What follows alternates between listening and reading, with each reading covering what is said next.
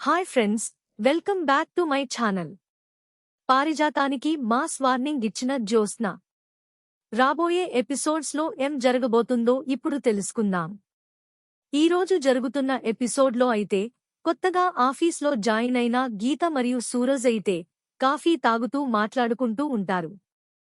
అప్పుడే అక్కడికి జ్యోత్స్న వస్తుంది. ఆఫీస్ టైంలో ఈ పెర్సనల్స్ ఏంటి అని సూరజ్తో మాట్లాడుతుంది. సూరజ్ అయితే జ్యోత్స్నని కావాలనే ఏడిపించడానికి ఇలా అంటాడు.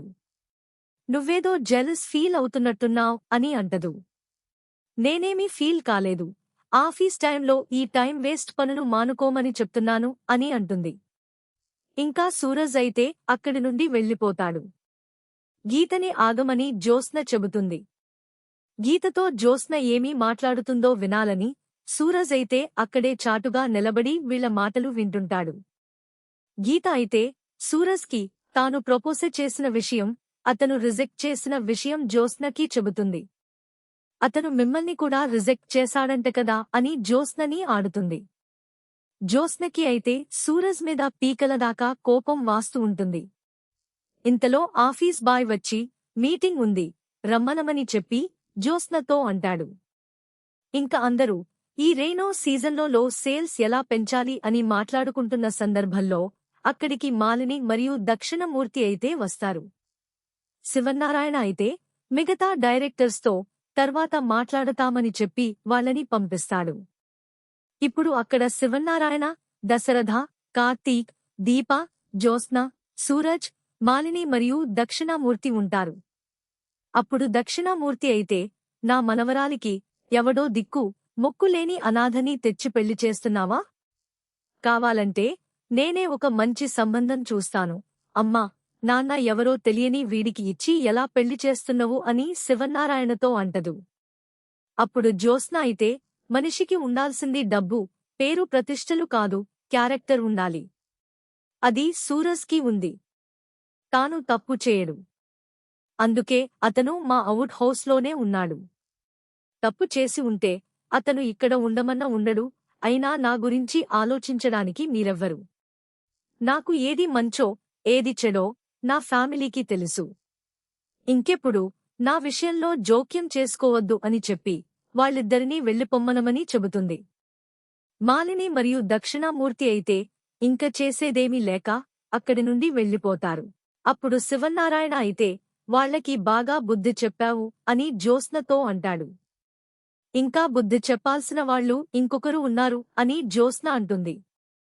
ఇంటికి వెళ్లిన తర్వాత పారిజాతాన్ని అయితే జ్యోత్స్న తన రూంకి తీసుకుని వెళ్తుంది. మాలినిని కలిసావా అని అడుగుతుంది. కలిసాను అని పారిజాతం చెబుతుంది. నన్ను సూరజ్కి ఇచ్చి పెళ్లి చేయాలి అని అనుకుంటున్న విషయం మాలినికి చెప్పావా అని అడుగుతుంది. చెప్పాను అని పారిజాతం అయితే అంటుంది. నీకు వయసొచ్చింది కాని కొంచెం కూడా బుద్ధి రాలేదు. ఆల్రెడీ ఒకసారి వెళ్ళి కొద్దిలో తథా నుండి తప్పించుకున్నావు. అయినా నీకు సిగ్గు రాలేదు. మళ్ళీ తోకూపుకుంటూ ఆమె దగ్గరికి వెళ్ళావు. అయినా నా పెళ్లి ఆ సూరజ్తో చేస్తున్నారని నువ్వెందుకు ఆ మాలినితో చెప్పావు అని కోపంతో అడుగుతుంది.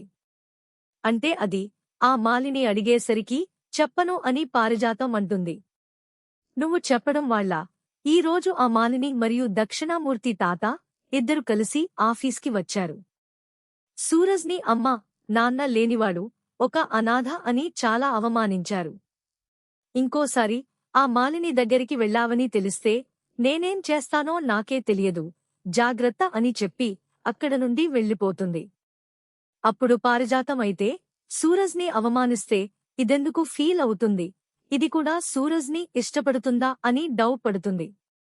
రాబోయే ఎపిసోడ్స్లో ఇదే జరగబోతుంది. చాలామంది నా వీడియోస్ చూస్తున్నారు కానీ సబ్స్క్రైబ్ చేసుకోవడం లేదు. మీరు చేసే ఒక చిన్న సబ్స్క్రైబ్ మాకు ఎంతో ఎంకరేజ్మెంట్ ఇస్తుంది. రాబోయే ఎపిసోడ్స్ ముందుగా తెలుసుకోవాలనుకుంటే మా ఛానల్ని సబ్స్క్రైబ్ చేసుకుని ఆల్ నోటిఫికేషన్స్ని క్లిక్ చేసుకోండి. అప్పుడు వీడియో అప్లోడ్ చేయంగానే మీకైతే నోటిఫికేషన్ వస్తుంది. మీ అభిప్రాయాలను కామెంట్స్ రూపంలో తెలియజేయండి. మీకు డైలీ అప్డేట్ కోసం మా ఛానల్ని సబ్స్క్రైబ్ చేసుకోండి. అలాగే మా వీడియోని కూడా ఒక లైక్ చేసి మమ్మల్ని ఎంకరేజ్ చేయండి.